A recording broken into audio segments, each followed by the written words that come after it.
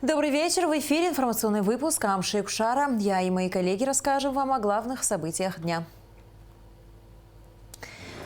Низкие темпы прививочной кампании. Почему в Абхазии пандемия не идет на спад? Актуальный репортаж программы. Вынужденные каникулы. Оперштаб по защите населения от коронавируса рекомендует с 25 декабря по 21 января всем образовательным учреждениям уйти на каникулы. Осуществленные и планы. Всемирный Абхазо-Абазинский конгресс отчитался о проделанной работе и рассказал о планах на будущее. За этот год осуществлено значительное количество инициатив, направленных на развитие и укрепление этнокультурных ценностей. Подарки детям в преддверии Нового года торгово-промышленная палата Абхазии подарила праздник учащимся Учимчирской школы-интерната.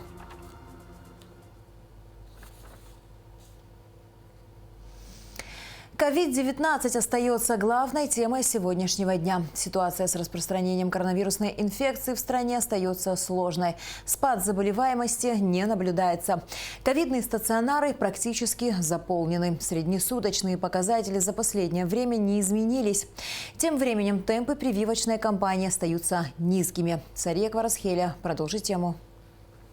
В некоторых странах мира одновременно поднимаются две волны заболеваемости. Связано это со штаммами коронавируса Дельта и Омикрон. Во Всемирной организации здравоохранения дают неблагоприятный прогноз. Новый ковид-вариант распространяется по миру беспрецедентными темпами. Есть страны, которые закрылись на карантин. Начался общий национальный локдаун. И у нас в стране действуют ограничительные меры, но в более мягкой форме. В медучреждениях количество больных не уменьшается. В Гудаутской ЦРБ на сегодняшний день 90 ковид-больных, 62 средней степени тяжести, 26 в тяжелом состоянии. Течение по болезни прежнее поступают на ранних сроках с уже большим поражением легких. Сказать, чтобы легко протекало заболевание, нет, достаточно тяжелое течение болезни. А привитых у вас много лежит вообще в больнице? И как протекает у них болезнь, если сравнивать с непривитыми? Привитые больные поступают. Обычно это если сделана одна прививка, когда еще идет инкубационный период, потому что все должны помнить о том, что после проведения вакцинации человек должен ограничить общение с людьми, чтобы не заболеть, пока у него не выработается хороший иммунитет. Но в основном все пациенты, которые попадали к нам после прививки, переносили заболевания более легко. А вот которые сделали два компонента и попали, они до реанимации доходят вообще? Бывает такое? Нет. В больнице проблем с медикаментами нет. Электрическое обеспечение на хорошем уровне. Работает дизель. Люди устали работать в таком режиме уже второй год. И силами одной нашей больницы мы не справились бы с самого начала. Практически 70% наших пациентов переводятся из других учреждений. Это Очимчир, Хворчал. В последнее время много пациентов поступают, переводятся от них. До этого очень большой процент было поступления у нас с Гагринского района. В Гагрском районе на сегодняшний день свыше 300 ковид-положительных. Большая часть проходит амбулаторное лечение. Стационарно лечатся 12 больных, двое из них вакцинированы. У них болезнь протекает без осложнений. У нас есть пациенты, которым 35-40 лет тоже есть и в этом возрасте осложненный. Если сравнивать прошлую осень и вот сейчас состояние пациентов, конечно, они больше тяжелых пациентов. У нас больше детей стало, потому что в прошлом году это было буквально там 9-10 детей состояло на линии одномоментно, например, а сейчас у нас их свыше 50. В Тхуарчале ситуация остается сложной. Здесь до сих пор действует карантин, который был объявлен еще 13 декабря. В районной больнице проходят лечение 17 ковид-больных, 15 средней степени тяжести, амбулаторно 41 человек. В общем, заболеваемость за 10 дней выросла.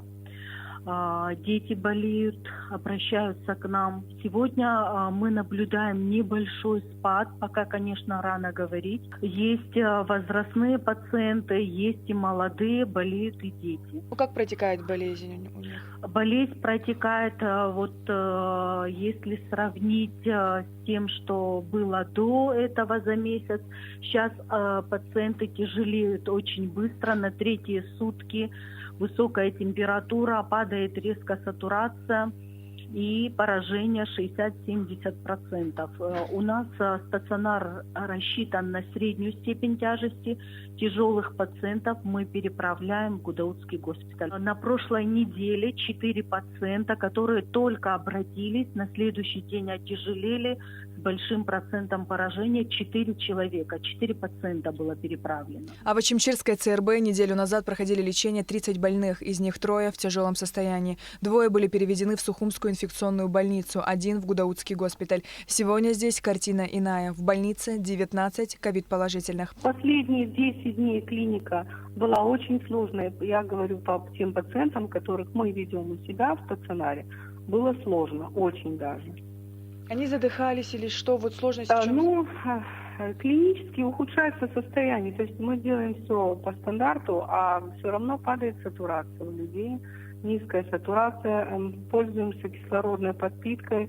Кто-то, значит, на чистом кислороде идет, кто-то на оксигенераторах. И вот был момент, когда все было подключено и не хватало. То есть у нас 28 коек стационар, 30 человек мы поставили дополнительно, койки, значит, разместили больных. Как добавила Мадонна Кишмария, темпы вакцинации в районе средние. В день вакцинируются до 20 человек. Сегодня, например, 22 человека подписывала документы на спутник ВИ второй компонент. Вчера мы первый компонент провакцинировали 16 человек.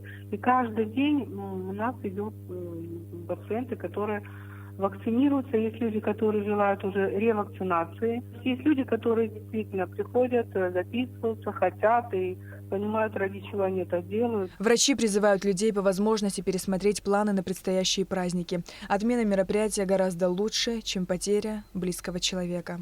Сария Кварацхеля, Абхазское телевидение. Текущая эпидемиологическая ситуация в стране в контексте с предстоящими праздничными мероприятиями обсуждалась на заседании Оперштаба по защите населения от коронавируса. Оперштаб планирует рекомендовать Министерству просвещения и языковой политики с 25 декабря по 21 января уйти на каникулы всем образовательным учреждениям. На совещании также утвердили график работы пунктов вакцинации в праздничные дни. Все перечисленные вопросы будут направлены на рассмотрение в Кабинет министров. Сегодня в Министерстве здравоохранения состоялся оперативный штаб, на котором были обсуждены все вопросы предстоящих мероприятий, новогодних праздников и, соответственно, поведения нашего населения.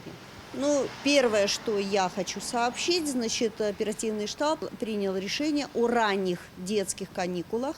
То есть с 25 числа мы рекомендуем Министерству просвещения уже ограничить занятия, то есть закрыть школы на каникулы.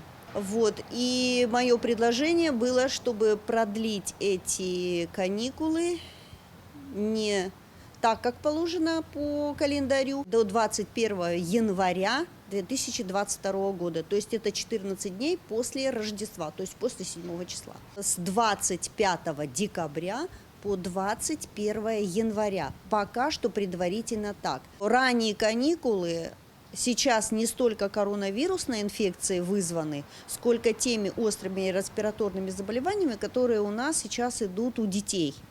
И, скорее всего, это гриппоподобные состояния. Почему? Потому что кроме детей в ПИД-процесс, то есть в заболеваемость, включаются и взрослые, то есть их родители тоже. Поэтому вот мы и рекомендовали запрет не только в школьных учреждениях, то есть объявление каникул, но и в детских садах тоже. Значит, все эти вопросы, естественно, министр здравоохранения сейчас в письменном виде предложит Кабинету министров, а именно премьер-министру, для созыва координационного уже штаба. Это будет изложено президенту для того, чтобы принял соответствующее уже руководство к действию сам президент. Вот. Но этим мы не ограничились, мы также рекомендовали о запрете проведения всех массовых утренников новогодних в детских центрах развлекательных, особенно там, где происходит посадка детей, то есть кормление или как бы застолье и так далее. То есть особенно в тех заведениях, где собираются дети из разных возрастных групп и разные дети. Если это утренник, проводимый в детском дошкольном учреждении в рамках одной группы, там, где дети всегда находятся вместе, то такие утренники, конечно, мы не будем запрещать. Корпоративные мероприятия точно так же ограничить. Никаких массовых корпоративных мероприятий в больших посадочных залах, естественно, проводиться не будут. В новогодние праздники лаборатория работает с 3 числа. И, естественно, по всем заборочным пунктам в городе, в республике и так далее, с 3 числа будут производиться забор анализов на диагностику COVID-19. Работать будут с 3 по 6, 7, 8 выходные, потом опять с 9 по 13. Это тоже будут рабочие дни, потом 14-15 выходные, ну а там дальше посмотрим. Естественно, все будет зависеть от эпидситуации, которая у нас сейчас в республике. После совещания оперативного штаба были определены рабочие дни, первые новогодние, и мы оповещаем о том, что 4, 5, 6, а также 10, 11, 12 – это дни, когда наши граждане могут пройти вакцинацию в любом вакцинальном пункте страны. В каждом районе будут работать те же вакцинальные пункты, которые были открыты до сегодняшнего дня. Также одной из таких наиболее насущных вопросов наших граждан является, когда и какой вакциной нужно вакцинироваться. Хотим вам напомнить, дорогие граждане, о том, что пациент, не болевший коронавирусной инфекцией, первично должен быть вакцинирован спутником ВИ. Спутник ВИ в наличии в Минздраве Абхазии. Любой желающий пациент может в любой из обозначенных нами рабочих дней пройти вакцинацию, если находится если его состояние здоровья позволяет. Значит, те пациенты, которые переболели уже коронавирусной инфекцией ранее, через полгода могут быть вакцинированы спутником Light. Если прошло через 6-9 месяцев спутником Light, через 9-12 месяцев и позже они могут пройти вакцинацию двухкомпонентной вакцины спутником ВИ. Другая категория пациентов, которая была изначально вакцинирована спутником ВИ, двухкомпонентной вакцины, по истечению 6 месяцев после вакцинации может пройти вакцинацию спутником Light через 6-9 месяцев. Позже, через 9-12 месяцев и позже, такие пациенты могут провакцинироваться опять двухкомпонентной вакциной спутником ВИ. Вы знаете, что летом нам поступила вакцина «Спутник Лайт», и около 5000 пациентов были вакцинированы первично «Спутником Лайт». Многие пациенты задаются вопросом, как быть в этом случае. Пациенты, первично вакцинированные однокомпонентной вакциной «Спутник Лайт», через 6-9 месяцев вакцинируются снова «Спутником Лайт». Позже они могут быть провакцинированы «Спутником ВИ». Да, сегодня было проведено очередное заседание оперативного штаба по борьбе с коронавирусной инфекцией. Обсудили мы готовность наших медицинских учреждений к предстоящим новогодним праздникам. Еще обсудили несколько блоков вопросов по предстоящим новогодним праздникам и мероприятия, которые будут проводиться в следующем году. Одно из направлений – это обеспечение всем необходимым лекарственным обеспечением, медикаментными расходными материалами для непосредственно госпиталей по ковиду. Обсуждали вопросы вакцинации, обсуждали вопросы наполнения дежурных бригад для работы в Гудаутском ковидном госпитале. Обсуждали непосредственно, почему? Потому что мы прогнозируем рост заболеваемости.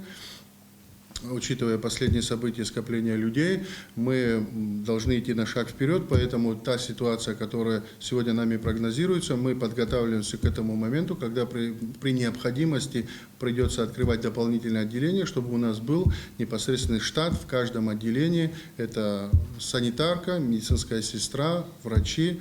Вот это количество специалистов нам необходимо. Мы сегодня проговаривали, как это мы практически всегда на оперативном штабе проговариваем, для того, чтобы эти вопросы были закрыты. Вопросы проговаривали и по кислородному обеспечению. Эти вопросы на контроле у нас здесь у руководства страны. Все вопросы, которые сегодня проговаривали, дополнительно даны поручения по направлениям. Люди, курирующие те или иные направления, они сегодня получили все необходимые поручения. На сегодняшний день в Гудаутской ЦРБ находится 88 пациентов, в инфекционной больнице находится 41 пациент, в Тварчалах 17, в Ачамчирах 18, в Гаграх 12. Итого на сегодняшний день, на 23 декабря 2021 года, 176 пациентов находятся в ковидных медучреждениях республики. В очередной раз хочу обратиться к нашим гражданам, учитывая вот те реалии, в которых мы сегодня находимся, после скопления людей происходит рост заболеваемости. Поэтому еще раз призываю не скапливаться, не ходить на корпоративы, попытаться отметить этот праздник хороший новогодний в кругу семьи.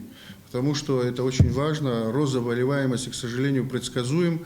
После всех тех событий, которые нас сопровождали эти несколько дней, наше медицинское сообщество все находится на постоянной круглосуточной связи. Сегодня мы на оперативном штабе это все проговаривали. Все наши коллеги находятся на рабочих местах, но мы ожидаем рост заболеваемости в связи с, как я повторился, с теми событиями, которые были несколько дней назад.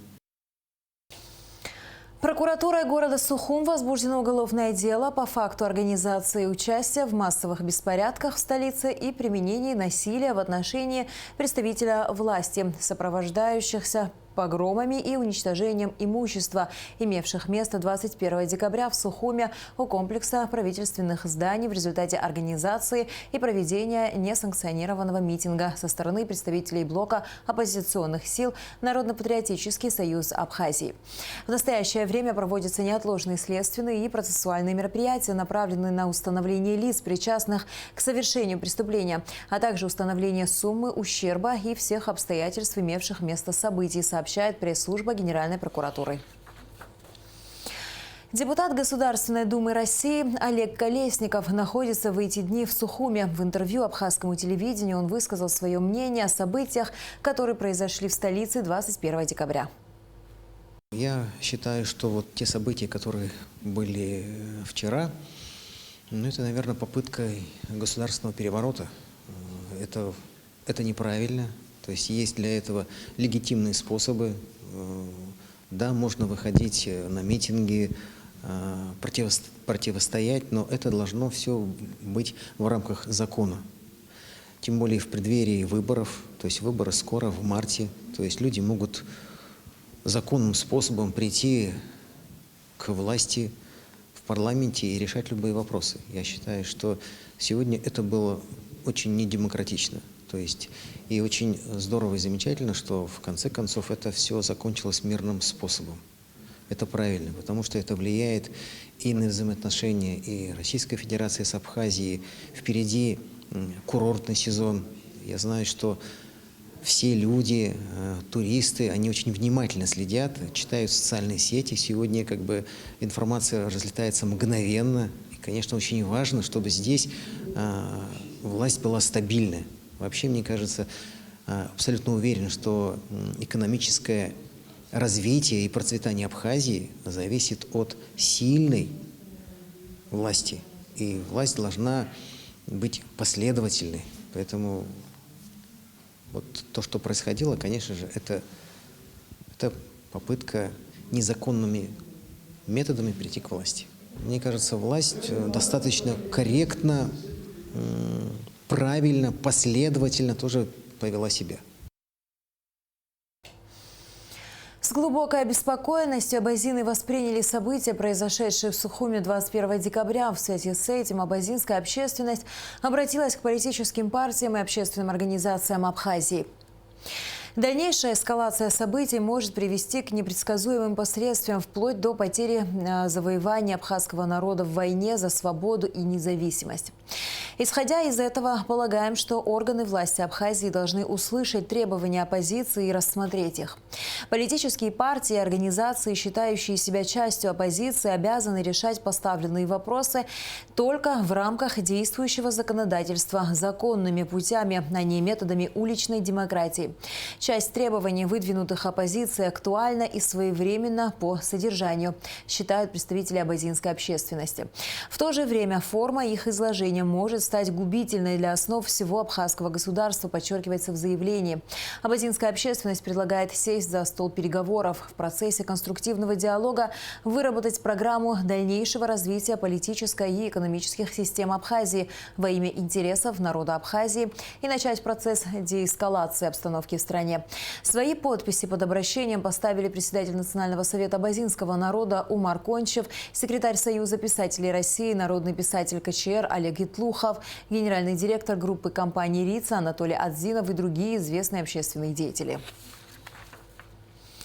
Всемирный Абхазо-Абазинский конгресс отчитался о проделанной работе и рассказал о планах на 2022 год. Встреча прошла в формате видеоконференции. Подробности в репортаже Эсмы Голанзе. Уважаемые друзья, рад приветствовать всех собравшихся и объявить заседание Высшего Совета открытым. С приветственным словом выступает председатель Абхазо-Абазинского конгресса, ученый и меценат, общественный деятель Муса Экзеков. В заседании принимают участие члены Высшего Совета из Абхазии, России, Аджарии, Турции, Иордании и Германии. 2021 год для конгресса выдался насыщенным и плодотворным. Несмотря на введенные в Абхазии ограничительные меры, деятельность ВАК продолжалась, но с учетом эпидемситуации. С начала 2021 года осуществлено значительное количество инициатив, направленных на развитие и укрепление этнокультурных ценностей, истории, этнологии, традиций, сохранение нематериального культурного наследия.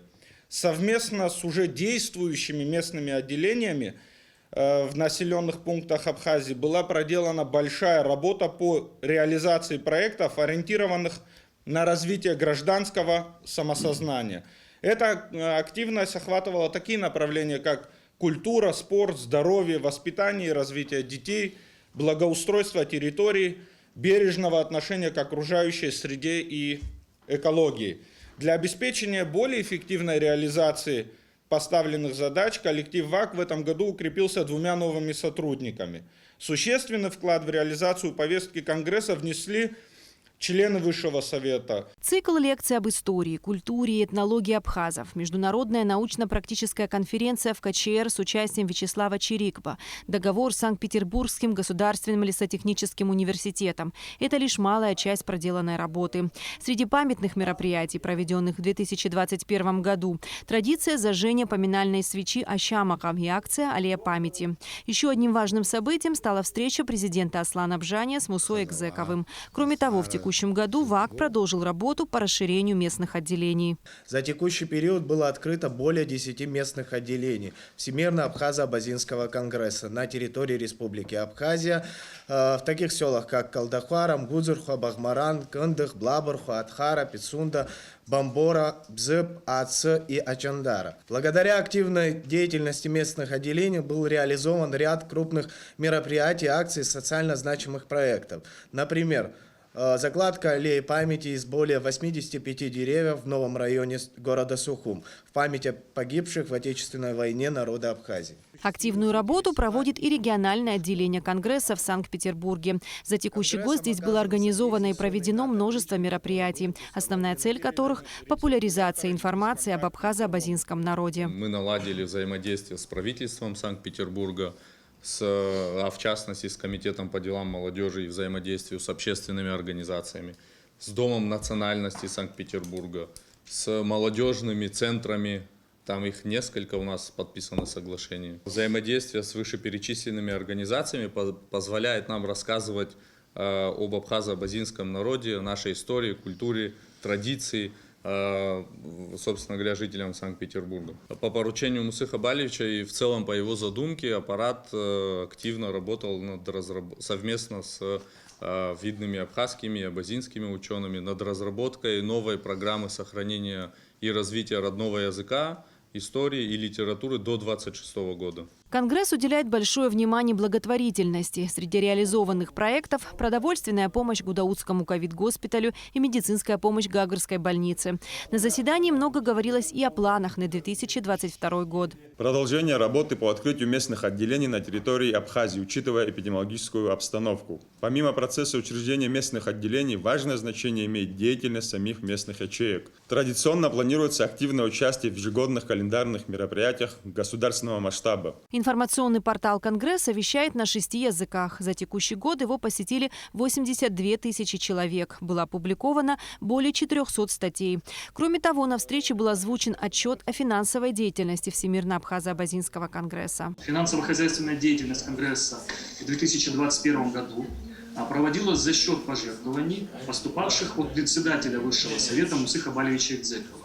Суммарно пожертвования на реализацию деятельности Конгресса и гуманитарные проекты в период с 2018 по 2021 годы составили 71 миллион рублей, в том числе средства, поступившие на расчетный счет, и расходы, произведенные за счет личных средств жертвователей в интересах Конгресса. На встрече отмечалось, что в случае благоприятной эпидемобстановки в мире международная деятельность по открытию зарубежных, региональных и местных отделений обязательно продолжится. И, конечно же, не остановится проектная работа Конгресса.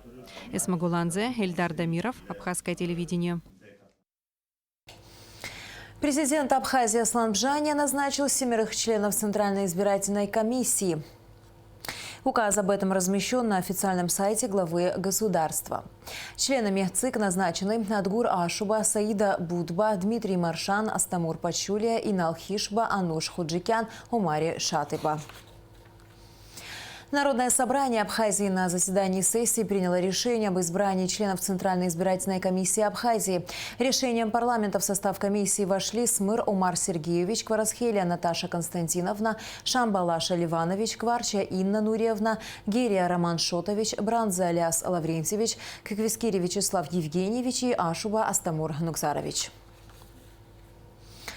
Министр иностранных дел Абхазии Инал Арзынова подвел итоги переговоров со своим российским коллегой Сергеем Лавровым, которые прошли в Сочи 20 декабря. По словам главы внешнеполитического ведомства, на встречу договорились о расширении сотрудничества Республики Абхазия с регионами Российской Федерации.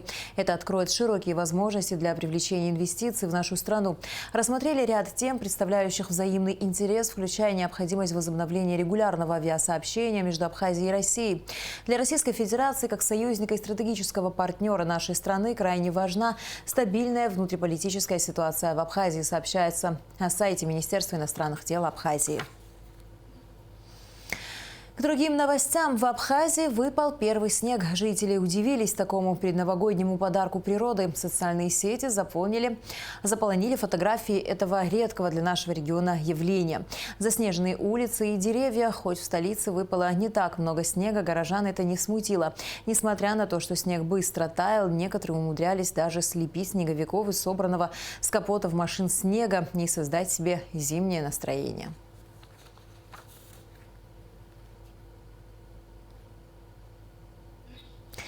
Сотрудники МЧС и ГАИ в условиях непогоды взяли под контроль опасные участки центральной автотрассы в связи с похолоданием, выпадением снега и образованием гололедных явлений на дорогах. Сотрудники ведомств несут службу в усиленном режиме. В частности, подразделения пожарно-спасательного отряда Учимчиры с раннего утра совместно с ГАИ и МВД Республики Абхазия мониторят ситуацию на особо сложных участках автодорог района во избежание аварий и заторов. Сотрудники ПСО города Гагра оказывают содействие в деблокировании дороги в районе поселка Цандрипш, где из-за гололеда и выпавшего снега застряли большегрузные автомобили. Дорожные службы проводят соответствующую работу, чтобы обеспечить бесперебойное движение. Но, к сожалению, сегодня вышла из строя снегоуборочная техника в Верхней Эшере. Сложные участки дорог, где на данный момент есть наледь: село Верхняя Эшера, трасса в районе села Мюссера, Блабархуа и Отхара, и в поселке Цандрипш. Госавтоинспекция обращается к водителям с просьбой ограничить по возможности движения на летней резине. Проезд на Рицинском направлении будет ограничен для автомобилей, не оборудованных зимними шинами с 23 декабря в соответствии с указанием министра внутренних дел. Ограничения вводятся для обеспечения дорожной безопасности на сложных участках Рицинской трассы и на территории Реликтового национального парка. Смотрите репортаж, подготовленный пресс-службой МВД.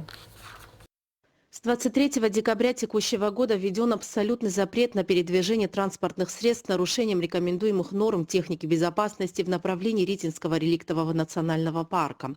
В соответствии с указанием министра внутренних дел Республики Абхазия в целях обеспечения дорожной безопасности на сложных участках Ритинской трассы и территории реликтового национального парка полностью запрещено движение автотранспорта, не оборудованного зимними шинами.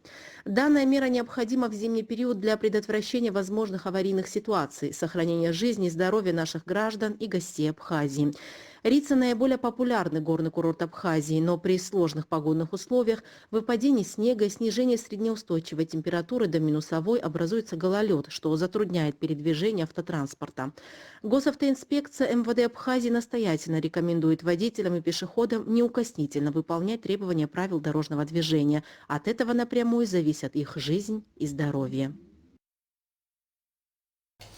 В преддверии Нового года Торгово-промышленная палата Абхазии провела очередную ежегодную благотворительную акцию «Наши дети». В этом году ТПП подарила детям школы-интерната Учимчир настоящий праздник – новогоднее представление. Репортаж Алики Трапш.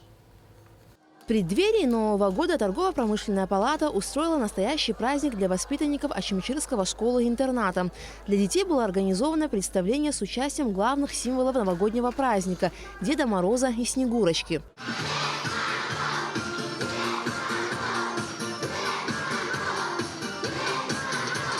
Внучата дорогие, я к вам спешил на праздник, стоптал не меньше сотни уже своих сапог.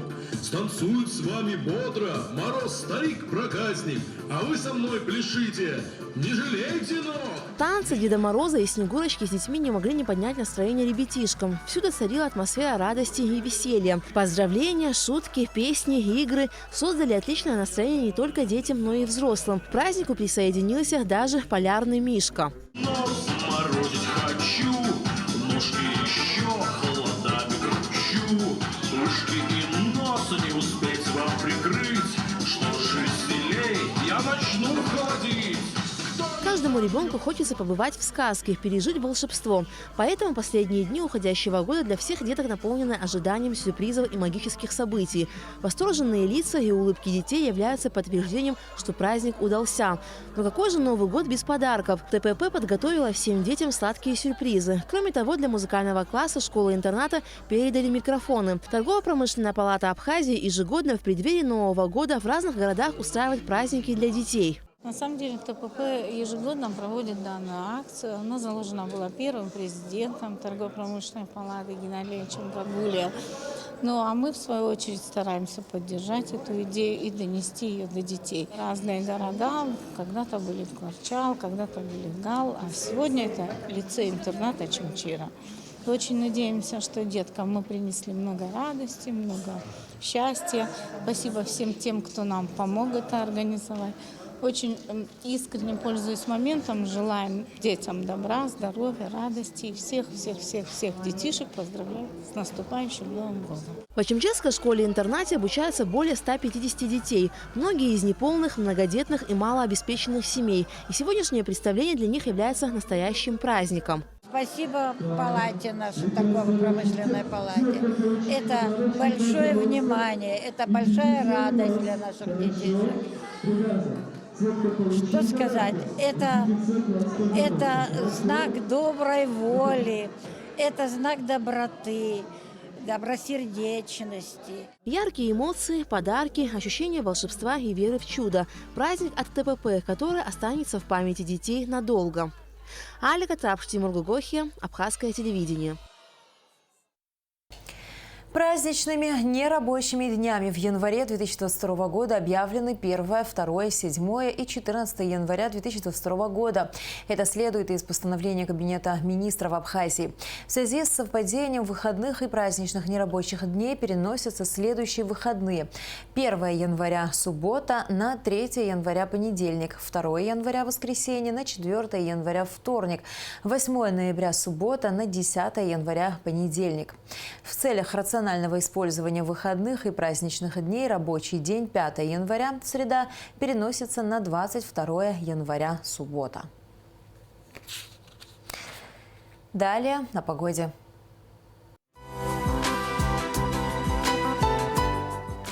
По сообщению Гидрометцентра, в пятницу 24 декабря в Абхазии ожидается облачная погода с прояснениями. Ночью местами возможен снег, днем без осадков. В предгорьях и горах снег. Температура воздуха ночью 0–5, днем 1–5 градусов. Температура морской воды 12 градусов.